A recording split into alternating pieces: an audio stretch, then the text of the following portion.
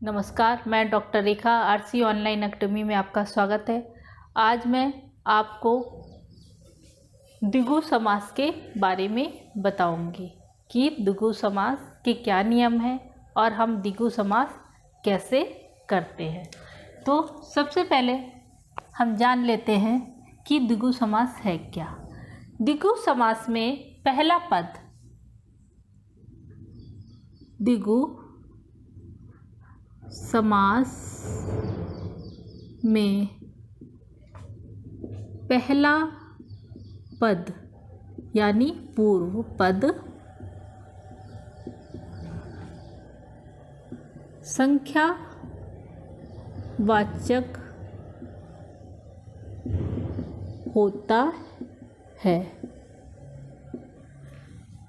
और दूसरा क्या है? दूसरा नियम ये है कि समास विग्रह करने पर समास विग्रह करने पर समूह या समाहार शब्द का बोध होता है या प्रयोग होता है। तो दो चीज़ तो हमें पता चल गई कि इसका पहला जो पद होता है वह संख्या वाचक होता है। अब हम जान लेते हैं विग्रह और समस्त पद। तीन रंगों का समाहार, तीन रंगों का समाहार जहाँ पे क्या होगा उसे क्या बोलते हैं? तिरंगा। ऐसे ही पांच तत्वों का समूह, पांच तत्वों का समूह या समाहार क्या कहलाएगा? पंच तत्व। पंच तत्व। जैसे कि हम बता ही चुके हैं कि जब हम समास या समस्त पद बनाते हैं तो क्या होता है, वह जो पद हमारे दिए हैं उनको हम इकट्ठा करके एक बना देते हैं। ऐसे ही और शब्द हैं 9 राशियों का समूह। 9 राशियों का समूह नवरात्र।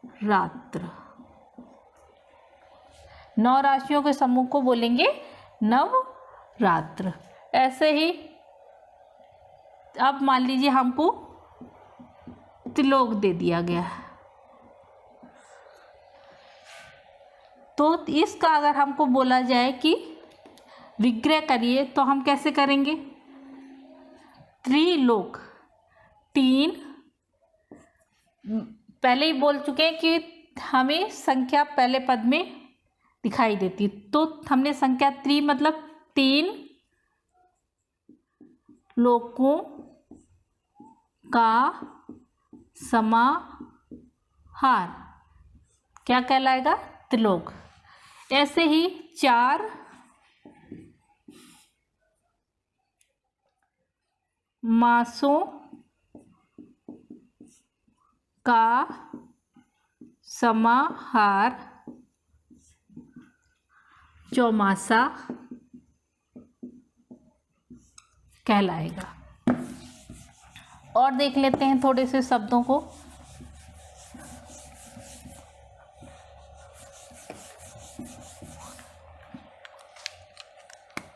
पांच वटों का समाहार क्या होगा? पंचवटी। पंचवटी। ऐसे ही 5